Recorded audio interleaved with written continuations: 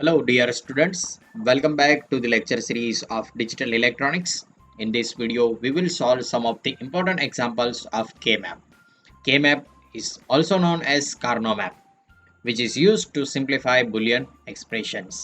तो सबसे पहला एग्जाम्पल है वो कुछ इस तरह से दिया गया है function f of variable a, b, c, d is equal to sigma 0, 1, 4, 5, 10, 11, 12, 14. Okay, ये हमारा बुलियन फंक्शन है जो कि मिन टर्म्स में दिया गया है और हमें सॉल्व करना है और सिंप्लीफाई करना है। तो हमारे पास यहाँ पे फर्स्ट स्टेप होता है कि नंबर ऑफ वेरिएबल आइडेंटिफाई करो। तो नंबर ऑफ वेरिएबल है 4, okay, A B C and D. Okay, दूसरा स्टेप होता है कि मैक्सिमम पॉसिबल कॉम्बिनेशन फाइंड करो। ओके, तो मैक्सिमम पॉसिबल कॉम्बिनेशन होता है 2 raised to n is equal to 2 raised to 4 because we have n is equal to 4 number of variables. Okay, तो ये मिलेगा आपको 16। तो हमारे पास अभी मैक्सिमम 16 पॉसिबल कॉम्बिनेशन है। तो इससे हमें पता चलेगा कि नंबर ऑफ सेल कितने चाहिए, number of cells which are used in K map to solve the given boolean expression. तो हमें 16 सेल चाहिए। तो मैंने यहाँ पे ऑलरेडी 16 सेल का एक मैट्रिक्स ड्रॉ करके रखा है। ओके, तो अभी हमें क्या करना है, जो हमारे पास वेरिएबल्स है उसे यहाँ पे इंडिकेट करना है। तो हमारे पास 4 वेरिएबल है, इसमें से मैं ए और बी, सी और डी दो पार्ट में सभी वेरिएबल को डिवाइड कर दूंगा। ओके, और ए बी की जो पॉसिबिलिटीज है वो यहाँ पे लिखता हूँ 0 0 0 1 then 1 1 and 1 0। This is a one type of Gray code. Okay, similarly C D की जो पॉसिबिलिटीज है उसे यहाँ लिखता हूँ 0 0 0 1 1 1 और 1 0। ओके, ये पॉसिबिलिटी हो गई सी डी की। अभी हमें क्या करना है, जो भी हमारे पास नंबर्स दिए गए हैं, जो भी मिन टर्म्स दी गई है उसे यहाँ पे रिप्रेजेंट करना है। तो आपको पहले पता होना चाहिए कि हमारे पास जो भी मिन टर्म्स होती है वो यहाँ पे कैसे रहेगी। तो यहाँ पे होगी m0, यहाँ पे होगा m1, यहाँ पे होगा m3, यहाँ पे होगा m2। Okay, similarly m4, m5, m6, m7 और यहाँ पे होगा m8, m9, m11, m10, m12, m13, m14 और m15। तो ये हो गया हमारा मिन टर्म्स। अभी हमें क्या करना है, जो भी मिन टर्म्स हमें यहाँ पे दी गई है, क्वेश्चन में जो भी मिन टर्म्स दी गई है उसकी जगह पे हमें लिखना है 1 1 1 1 1 1। ओके, तो पहले मैं क्या करता हूँ, जो भी हमने यहाँ पे मिन टर्म्स रिप्रेजेंट किए हैं उसकी जगह पे 1 1 लिख देता हूँ। तो पहला मिन टर्म है 0, तो m0 की जगह पे मैं लिखूंगा 1। दूसरा मिन टर्म है 1, तो m1 की जगह पे हम क्या करेंगे, 1 लिखेंगे। तीसरा मिन टर्म है 4, तो मैं यहाँ लिख देता हूँ 1। चौथा मिन टर्म है 5, तो मैं यहाँ लिख देता हूँ 1। नेक्स्ट है 10, तो 10 की जगह पे हम लिखेंगे 1। नेक्स्ट है 11, तो 11 की जगह पे भी लिखेंगे 1। नेक्स्ट है 12, तो 12 की जगह पे 1 और 14, तो 14 की जगह पे भी हम लिखेंगे 1। तो ये हो गए सभी हमारे मिन टर्म्स। अभी हमें नेक्स्ट स्टेप करना है, जो भी मिन टर्म्स हमने लिखे हैं उसके ग्रुप बनाने हैं। तो नेक्स्ट स्टेप होगा ग्रुपिंग। ओके, तो ग्रुपिंग आपको पता है, ग्रुपिंग बनाने के लिए आप क्या कर सकते हो, 2 raised to power। Okay, for example अभी यहाँ पे मैं p इज इक्वल टू 0 लिखूंगा तो हमें मिलेगा 1, p इज इक्वल टू 1 लिखता हूँ तो मिलेगा 2, p इज इक्वल टू 2 लिखूंगा तो यहाँ पे मिलेंगे 4। इसी तरह से p की वैल्यू आप वेरी करोगे तो 1 2 4 8 16 एक्सेट्रा आपको नंबर मिलेंगे जिसकी आपको ग्रुप बना सकते हो। अभी हमारे पास रूल था कि अभी हमें जो भी ग्रुप बनाने हैं वो इसी नंबर से बना सकते हैं 1 2 4 8 और 16 से। ओके, पर जब भी हमारे पास मैक्सिमम नंबर होते हैं तो मैक्सिमम नंबर से ही हमें ग्रुप बनाने हैं। अगर हमारे पास 16 1 है तो हम 16 का ग्रुप बनाएंगे, अगर 16 का नहीं है तो ही 8 का बनाना है, अगर 8 नहीं है तो ही 4 का बनाना है। ओके, तो हमारे पास नंबर ऑफ 1 है, इसे हमें ग्रुप में कन्वर्ट करना है। तो मैं क्या करूंगा, मैक्सिमम नंबर ऑफ 1 को काउंट करूंगा। ओके, तो यहाँ पे हमारे पास 4 1 एडजेसेंट 1 है तो मैं इसका एक ग्रुप बना सकता हूँ, जैसे कि हमने पिछले वीडियो में देखा था। तो मैंने एक ग्रुप बना लिया है यहाँ पे जिसे हम लूप 1 बोलेंगे।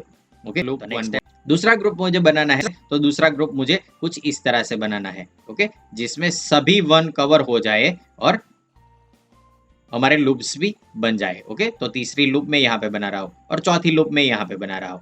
ओके, चार हमारे पास 4 लूप है और 4 ग्रुप है और 4 पैर है, जिसमें से एक ग्रुप में हमें और नंबर ऑफ वंस मिल गए हैं। ओके, तो हमने क्या किया, जब तक हमारे पास नंबर ऑफ 4 1 बन रहे थे तब तक हमने नंबर ऑफ 4 1 को यूज किया। फिर अगर नहीं है तो ही 1 नहीं थे तो हमने क्या किया, दो नंबर ऑफ 2 1 को यूज किया करके एक लूप बनाया है। ओके, तो फॉर एग्जांपल मैं इसे लूप 1 बोलता हूँ, इसे लूप 2 बोलता हूँ L2, इसे बोलते हैं लूप 3 L3, इसे बोलते हैं L4। ओके, तो ये हो गए हमारे लूप्स। अभी हमें क्या करना है, जो भी हमारे पास लूप्स है उसमें से फाइनल स्टेप में कन्वर्ट करना है। तो फाइनल स्टेप था sum of minterms. Okay, final step sum of minterms. तो फाइनल स्टेप में हम क्या लिखने वाले हैं, जो भी हमारा फंक्शन होगा, जो सिंप्लीफाइड वर्जन होगा उसे सिंप्लीफाइड वर्जन में डायरेक्ट लिख देंगे। ओके, तो ये हो गया फंक्शन एफ। तो फंक्शन एफ क्या होगा, L1 plus L2 plus L3 plus L4 हो गया। तो अभी हमें क्या करना है, L1 L2 L3 L4 की वैल्यू कैलकुलेट करनी है। तो हम क्या करेंगे, जो हमने पिछले वीडियो में देखा था, पिछले वीडियो में हमने देखा था कि जो भी हमें नंबर ऑफ लूप मिले हैं उसमें से अगर हमें वैल्यू कैलकुलेट करनी है तो नंबर ऑफ वेरिएबल के रीजन डिफाइन किए थे। ओके, तो ए रीजन हो जाएगा ए का। Okay, row number 3 and row number 4, row number 2 and row number 3 हो जाएगा बी का रीजन और बी का area. Okay, similarly column number 3 and column number 4 for the area of C. Okay, similarly column number 2 and column number 3 for area of 4. Okay, तो हमने area define कर लिया है। अभी हमें क्या करना है, जो भी हमारे पास लूप्स है वो कौन से वेरिएबल के एरिया में आती है उसे हमें आइडेंटिटी। फिर अगर किसी वेरिएबल में आने लूप किसी एक से अगर के एरिया में आ रही है तो हम डायरेक्टली उस वेरिएबल को लिख देंगे।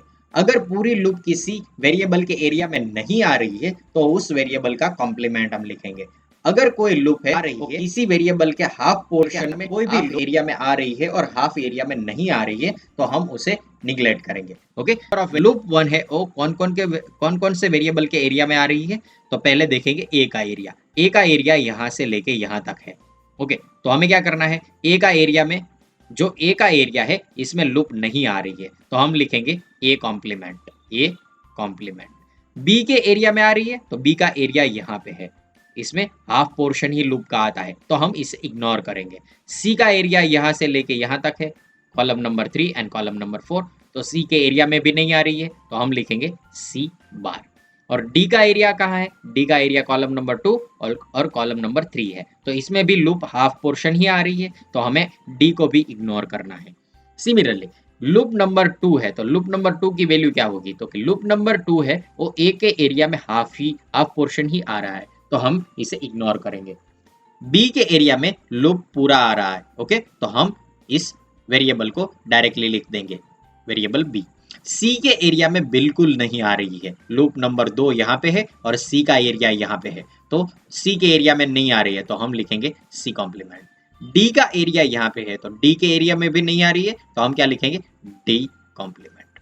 ओके, अगर आपको पता नहीं चला तो फिर से मैं लिखता हूँ यहाँ पे लूप नंबर 3 के लिए। लूप नंबर 3 यहाँ पे है, लूप नंबर 3 के एरिया में लूप नंबर 3 है वो ए के एरिया में आ रही है। ए का एरिया है रो नंबर 3 और 4। ओके, तो ए का एरिया है उसमें लूप नंबर 3 आ रही है तो हम ए को डायरेक्टली लिखेंगे। बी का एरिया यहाँ से लेके यहाँ तक है, row number 2 and row number 3, तो बी के एरिया में लूप नंबर 3 नहीं आ रही है तो हम लिखेंगे बी कॉम्प्लीमेंट।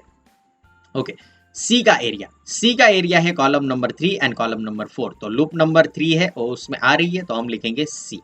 डी का एरिया कहाँ पे है, डी का एरिया है column number 3 and column number 2, तो कॉलम नंबर 2 3 में लूप का हाफ पोर्शन ही आ रहा है तो डी को हम इग्नोर करेंगे। सिमिलरली लूप नंबर 4 के लिए देखते हैं तो लूप नंबर 4 है वो यहाँ पे है और ए का एरिया भी यहाँ पे है तो ए के एरिया में लूप नंबर 4 आ रही है इसलिए लिखेंगे ए। बी का एरिया, तो बी के एरिया में हाफ पोर्शन ही लूप का कवर होता है तो हम इसे इग्नोर करेंगे। सी का एरिया है कॉलम नंबर 3 एंड 4, तो यहाँ पे पूरी लूप वेरिएबल सी में आ रही है तो हम क्या लिखेंगे, सी डायरेक्टली। ओके, डी का एरिया है column number 2 and column number 3, इसमें लूप नहीं आ रही है तो हम लिखेंगे डी का कॉम्प्लीमेंट। अभी क्या करना है, जो भी हमें वैल्यू मिली है उसे डायरेक्टली हमारे फंक्शन में लिख देना है। ओके, तो लूप नंबर 1 की जगह पे क्या लिखेंगे, ए बार सी बार, तो हम लिखेंगे यहाँ पे A bar C bar plus loop number 2 की वैल्यू मिली हमें B C complement D complement plus loop number 3 की वैल्यू मिली ए बी बार सी, तो हम लिखेंगे A B bar C plus loop number 4 की value milli A C D बार।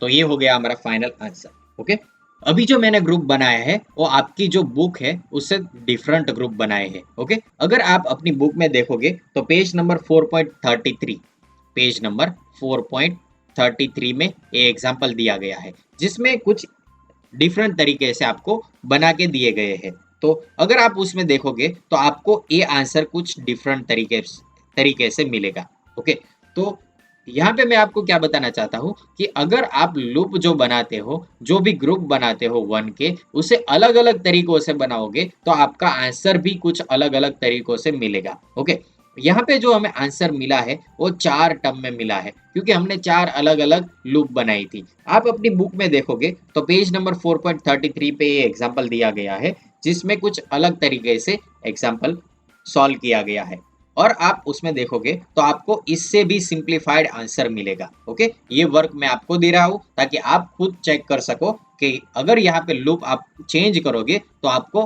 कुछ अलग ही आंसर मिलेगा। ओके, चलो नेक्स्ट एग्जांपल पे ट्रांसफर होते हैं। नेक्स्ट एग्जांपल आपको कुछ इस तरह से दिया गया है, function f with variable a b c and d and the value of function is given as sigma 11 12 13 14 and 15।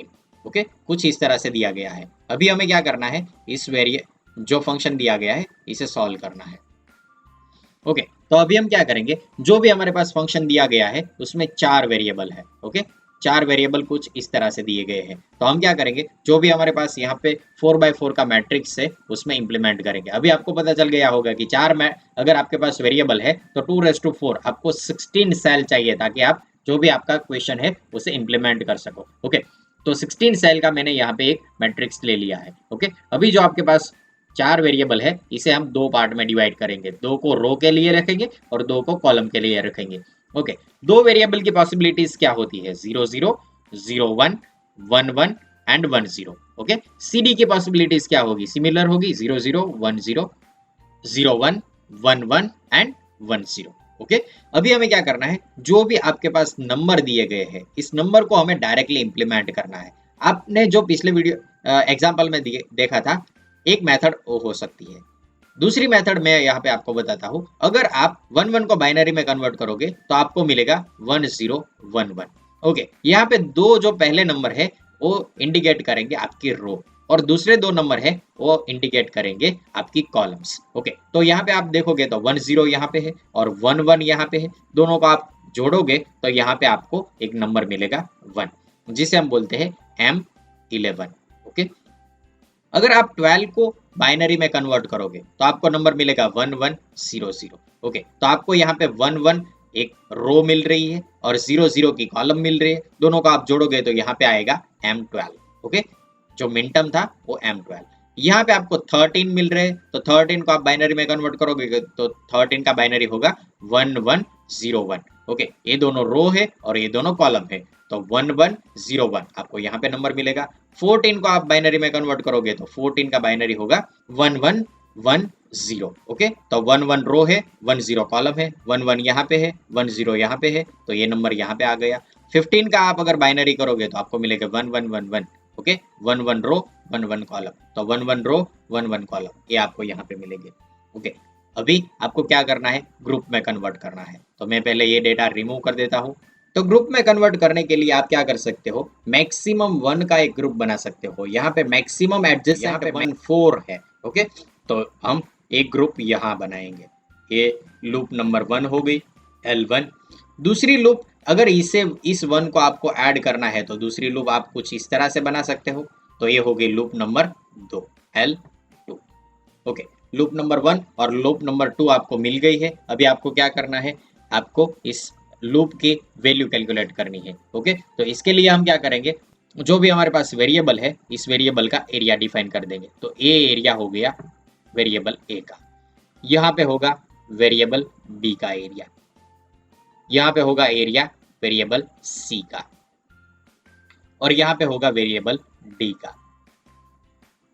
अभी हमें लूप की वैल्यू लिखनी है, तो हम क्या करेंगे, जो भी लूप है वो किस वेरिएबल के एरिया में आ रही है ये आइडेंटिफाई करेंगे। ओके, तो लूप नंबर टू के लिए लूप नंबर 2 आपकी यहाँ पे है। ओके, तो ए वेरिएबल यहाँ पे है, ए वेरिएबल का एरिया यहाँ पे है, ए वेरिएबल के एरिया में पूरी लूप 2 आ रही है, तो हम लिखेंगे ए।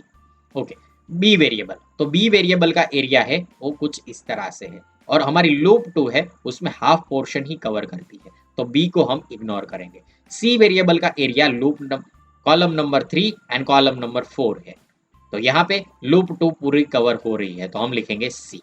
डी वेरिएबल का एरिया है column number 2 and column number 3, पूरी लूप है और डी के एरिया में आ रही है, तो हम लिखेंगे variable D. Similarly loop one यहाँ पे है, और जो भी हमारे पास वेरिएबल है उसमें फर्स्ट वेरिएबल ए है, ए का एरिया है row number 3 and row number 4 जिसमें लूप 1 आ रही है, तो हम लिखेंगे ए। ओके, बी का एरिया है यहाँ पे है, बी का एरिया यहाँ पे है और लूप नंबर 1 इसमें कवर हो रही है, तो हम लिखेंगे बी। सी का area column number 3 and column number 4 जिसमें लूप हाफ पोर्शन ही कवर हो रहा है। ओके, तो इसे हम इग्नोर करेंगे। वेरिएबल डी का एरिया है column number 2 and column number 3 जिसमें हमारी लूप हाफ ही कवर हो रही है, तो हम उसे भी इग्नोर करेंगे। तो फाइनल आंसर हमारा क्या होगा, फाइनल आंसर होगा लूप 1 प्लस लूप 2, और लूप 1 की वैल्यू हमें क्या मिली, ए इंटू बी, तो हम लिख देंगे A into B, plus loop number 2 की वैल्यू क्या मिली, A C and D. Okay, ये हो गया हमारा फाइनल आंसर, जिसमें अभी कुछ भी सिंप्लीफिकेशन नहीं हो सकता। ये फाइनल आंसर रहेगा जिसमें अभी कुछ सिंप्लीफिकेशन नहीं होगा, पूरा सिंप्लीफाइड आंसर है। ओके, तो आप बहुत ही इजीली के मैप की मदद से कोई भी कॉम्प्लेक्स फंक्शन को सिंप्लीफाई कर सकते हो। Let's check another example, and next example is given as question function of a b c d is equal to sigma 0 1 2 4 5 6 8 9 12 13 14। Okay, अभी हमें क्या करना है, जो हमारे पास फंक्शन दिया गया है उसमें चार वेरिएबल है, नंबर ऑफ वेरिएबल 4, तो maximum possibility for 4 variable 2 raise to 4 is equal to 16 possibilities है। That means number of cells कितने होंगे, 16 होंगे, जो कि मैंने यहाँ पे ड्रॉ करके रखा है। ओके, तो अभी हमें क्या करना है, जो भी हमारे पास वेरिएबल्स है ए बी सी डी हो, एक्स वाई जेड हो, कुछ भी हो, यहाँ पे आपको दो पार्ट में डिवाइड करने हैं। ओके, फर्स्ट स्टेप में मैंने क्या किया, जो भी नंबर ऑफ वेरिएबल है उसे आइडेंटिफाई किया, based on number of variable आपको नंबर ऑफ सेल कैलकुलेट करने हैं। अगर आपको नंबर ऑफ सेल 16 मिलता है तो आपको नंबर ऑफ वेरिएबल को दो पार्ट में डिवाइड करने हैं, एक पार्ट होगा ए बी, दूसरा होगा सी डी। ए बी की possibilities in the form of Gray code 0 0 0 1 1 1 1 0। Similarly C D की पॉसिबिलिटीज 0 0 0 1 1 1 1 0। आपको याद होना चाहिए कि यहाँ पे के मैप में जो भी पॉसिबिलिटीज यूज होती है उसमें ग्रे कोड फॉलो होना चाहिए। ओके, हमारे पास जो फंक्शन था इसके लिए हमने ग्रे कोड बना। अभी हमें क्या करना है, जो हमारे पास फंक्शन है उसकी वैल्यू के मैप में इंप्लीमेंट करनी है। इसके पहले मैं यहाँ पे जो भी हमारे पास वेरिएबल है उसके एरिया डिफाइन कर देता हूँ। यहाँ पे वेरिएबल ए का एरिया होगा, यहाँ पे वेरिएबल बी का एरिया होगा, यहाँ पे होगा वेरिएबल सी का एरिया, और यहाँ पे होगा वेरिएबल डी के लिए। अभी हमें क्या करना है, जो भी हमारे पास फंक्शन दिए गए हैं उसको यहाँ पे इम्प्लीमेंट करना है। ओके, तो मैं यहाँ पे पहले मिनटर्म लिख देता हूँ, 0 minterm 0 m0 m1 m2 m3 m4 m5 m6 m7, फिर यहाँ से m8 m9 m10 and m11 m12 m13 14 15। Okay, तो अभी हमें क्या करना है, जो भी हमारे पास यहाँ पे मिनटर्म दिए गए हैं उसकी जगह पे हमें लिखना है 1। ओके, तो पहला मिनटर्म है m0। ओके, तो हम यहाँ लिख देंगे 1। दूसरा है 1, तो 1 की जगह पे भी लिख देंगे 1।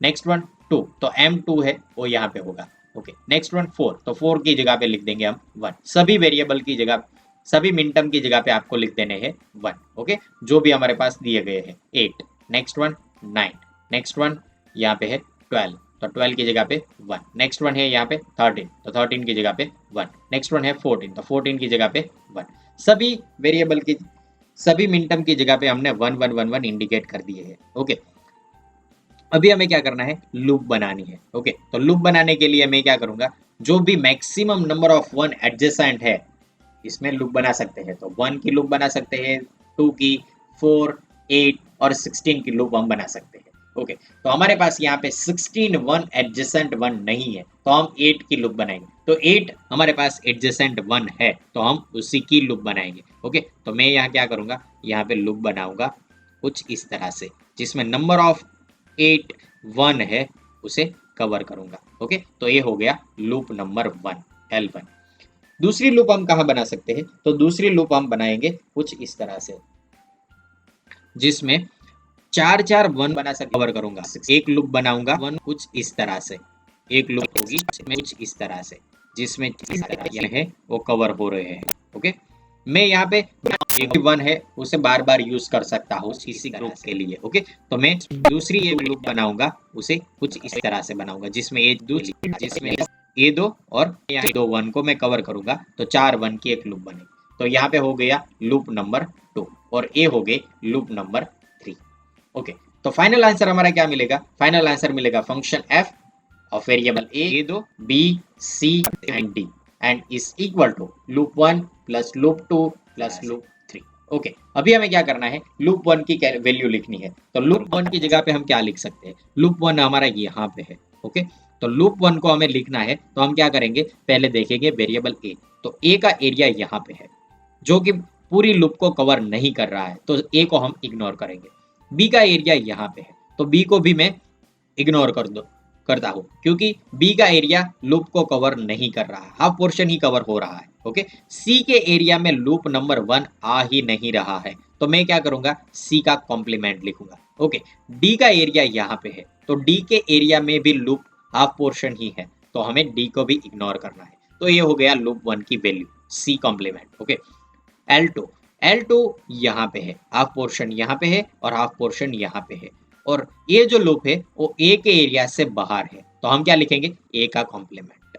ओके, बी का एरिया यहाँ पे है, जिसमें हमारी लूप है वो हाफ पोर्शन कवर करती है, हाफ पोर्शन कवर नहीं कर रही है, तो हम बी को इग्नोर करेंगे। सी का एरिया यहाँ पे है, जिसमें लूप के 2 1 ही कवर हो रहे हैं, 2 1 लूप से एरिया से बाहर है, तो इसे हम इग्नोर करेंगे। डी का एरिया यहाँ पे है, तो डी के एरिया में लूप पूरा नहीं आ रहा है, तो हम क्या करेंगे, डी को कॉम्प्लीमेंट से यहाँ पे लिख देंगे। लूप नंबर 3 यहाँ पे है। ओके, जिसमें ए का एरिया है वो हाफ पोर्शन कवर कर रहा है, हाफ पोर्शन लूप का ए के एरिया से बाहर है, तो हम ए को इग्नोर करेंगे। बी का एरिया यही है जिसमें लूप नंबर 3 है, तो हम क्या करेंगे, बी को एज इट इज लिख देंगे। सी का एरिया यहाँ पे है, जिसमें 2 1 ही लूप के कवर होते हैं, लूप पूरी यहाँ है। ओके, तो ये दोनों 1 है, वो सी के एरिया से बाहर है, तो हम सी को इग्नोर करेंगे। डी का एरिया यहाँ पे है, तो वो लूप के एरिया से बाहर है। ओके, लूप पूरा डी के एरिया से बाहर है, तो हम क्या लिखेंगे, डी का कॉम्प्लीमेंट। तो ए हो गया हमारा फाइनल आंसर। ओके, तो इसी तरह से आप किसी भी बुलियन फंक्शन को के मैप की मदद से सॉल्व कर सकते हो। ओके, नेक्स्ट एग्जांपल पे हम ट्रांसफर होते हैं। नेक्स्ट एग्जांपल हमारा कुछ इस तरह से दिया गया है, function f with variable a, b, c and d is equal to sigma 0, 1, 2, 5, 8, 9 and 10। Okay, function कुछ इस तरह से दिया गया है। ओके, अभी हम क्या करेंगे, पहला step, number of variable calculate करो। नंबर ऑफ वेरिएबल है हमारे पास यहाँ पे 4, तो नंबर ऑफ वेरिएबल 4 है, तो maximum possible combination 2⁴ is equal to 16। जितने भी कॉम्बिनेशन है इतने सेल चाहिए, तो मैंने यहाँ पे 16 सेल और ऑलरेडी यहाँ पे ड्रॉ करके रखे हैं। यहाँ पे अभी हमें क्या करना है, जो भी हमारे वेरिएबल है उसे 2 पार्ट में डिवाइड करने हैं, A B C D. Okay, A B की पॉसिबिलिटीज 0 0 0 1 1 1 1 0, यहाँ पे होगा 0 0 0 1 1 1 1 0। ओके, अभी हमें क्या करना है, जो भी हमारे पास मिन टर्म्स है उसे इंप्लीमेंट करना है। तो 0 का लोकेशन होगा तो अभी आपको शायद पता चल ही गया होगा कि जीरो की लोकेशन कहाँ होगी। जीरो की लोकेशन होगी यहाँ पे, तो मैं लिख देता हूँ 1। 1 की लोकेशन होगी यहाँ पे, तो मैं लिख देता हूँ 1। 2 की लोकेशन यहाँ पे होगी, तो मैं यहाँ पे लिख देता हूँ 1। 5 की लोकेशन अगर आपको पता नहीं चल रहा है तो आप क्या कर सकते हो, इसे बाइनरी में कन्वर्ट करो। तो बाइनरी होगा 1 5 का 0 1 0 1। तो 0 1 रो है, 0 1 कॉलम है, 0 1 यहाँ पे रो है और 0 1 कॉलम यहाँ पे है, तो हमें यहाँ पे 1 लिखना है। 8 का बाइनरी होगा 1 0 0 0। तो 1 0 यहाँ पे है, 0 0 यहाँ पे है, तो 1 हम यहाँ पे लिखेंगे। 9 का बाइनरी होगा 0 1 0 0 1, तो यहाँ पे होगा 9 का हो गया। 10 का 1 0 1 0, तो 1 0 और 1 0 यहाँ पे है, तो 10 का लोकेशन ये हो गया। तो ये इसी तरह से आप सभी मिनटर्म्स को इंडिकेट कर सकते हो। अभी हम क्या करेंगे, जो भी वेरिएबल है उसके एरिया डिफाइन कर देते हैं। ये हो गया ए का एरिया, यहाँ पे होगा बी का एरिया, यहाँ पे होगा सी का एरिया और ये हो गया डी का एरिया। कंप्लीट। ओके, अभी हमें क्या करना है, जो भी हमारे पास नंबर ऑफ 1 है उसे लूप में कन्वर्ट करना है। तो लूप में कन्वर्ट करने से पहले मैं आपको एक बहुत ही इंपॉर्टेंट टॉपिक समझाना चाहता हूँ, और इस टॉपिक का नाम है एसेंशियल प्राइम इम्प्लीकेंट। सुनने में थोड़ा अजीब है, लेकिन इम्प्लीकेंट का मतलब क्या होता है, जो भी आप यहाँ पे 1 1 इंडिकेट करते हो, इस 1 को हम बोलते हैं इम्प्लीकेंट। ओके, स्पेलिंग कुछ इस तरह से है। ओके, तो जितने भी आपने नंबर ऑफ 1 इंडिकेट किए हैं उसे बोलते हैं इम्प्लीकेंट। ओके, अभी आपको क्या करना है, नंबर ऑफ ग्रुप में कन्वर्ट करना है। ओके, तो नंबर ऑफ ग्रुप में अगर आप कन्वर्ट कुछ इस तरह से करते हो, फॉर एग्जांपल मैं इस दोनों 1 को और इस दोनों 1 को एक लूप में कन्वर्ट करता हूँ और इसे बोलता हूँ लूप 1। ओके, तो जितने भी आपके पास लूप मिलते हैं उसे बोलते हैं प्राइम इम्प्लीकेंट। क्या बोलते हैं, प्राइम इम्प्लीकेंट। जितने भी आपको लूप मिलते हैं उसे हम बोलेंगे प्राइम इम्प्लीकेंट। नंबर ऑफ 1 को हम बोलेंगे, जितने भी हमारे पास 1 है उसे हम क्या बोलेंगे, इम्प्लीकेंट। जितने लूप मिलते हैं उसे हम क्या बोलेंगे, प्राइम इम्प्लीकेंट। ओके, तो दूसरा लूप हमारा कुछ इस तरह से आएगा, हो सकता है, हाँ हो सकता है। तीसरा लूप हमारा कुछ इस तरह से भी बन सकता है कि 1 यहाँ पे लूप, 1 यहाँ पे लूप, 1 यहाँ पे लूप और एक 1 यहाँ पे लूप। ओके, तो ये कुछ इस तरह से मिलेगा। ओके, जिसमें 4 कॉर्नर के 1 है जिसको आप एक ग्रुप में कन्वर्ट कर सकते हो। तो मैंने चारों 1 को एक ग्रुप में कन्वर्ट कर लिया है। ओके, अभी हमें एक चीज और सीखनी है और इसे हम बोलेंगे एसेंशियल प्राइम इम्प्लीकेंट। तो एसेंशियल प्राइम इम्प्लीकेंट क्या होता है, जब भी आप नंबर ऑफ 1 को ग्रुप में कन्वर्ट करो तो जितने 1 है जो कि एक ही लूप में मिले हैं। ओके, जैसे कि यहाँ पे जो 1 है वो एक ही लूप में है जो यहाँ पे हमारा दिया गया है। फॉर एग्जाम्पल मैं इसे लूप नंबर 2 बोलता हूँ, L2। ओके, तो L2 में एक ही में A1 कंसीडर हुआ है, तो इसे हम बोलेंगे एसेंशियल प्राइम इम्प्लीकेंट। ओके, जितने भी 1 है जो एक ही लूप में है, जैसे कि यहाँ पे है, इसे हम अगर बोले लूप नंबर 3 जो कि सभी कॉर्नर में दिए गए हैं। ओके, तो इसे भी हम बोलेंगे prime implicant, essential prime implicant. इस 1 को भी हम बोल सकते हैं एसेंशियल प्राइम इम्प्लीकेंट। ओके, इस 1 को भी हम बोलेंगे एसेंशियल प्राइम इम्प्लीकेंट। जितने भी 1 है जो एक ही लूप में है उसे हम बोलेंगे एसेंशियल प्राइम इम्प्लीकेंट। ओके, और जितने भी 1 है उसे हम बोलेंगे इम्प्लीकेंट, और जितने भी 1 है जो मोर देन 1 में कवर हुए हैं उसे हम बोलेंगे प्राइम इम्प्लीकेंट, और जितने भी 1 है जो सिर्फ एक ही लूप में कवर हुए हैं इसे हम बोलेंगे essential prime implicant. Clear. Okay, अभी हमें क्या करना है, फाइनल स्टेप लिखना है, A B C D is equal to loop number 1 plus loop number 2 plus loop number 3।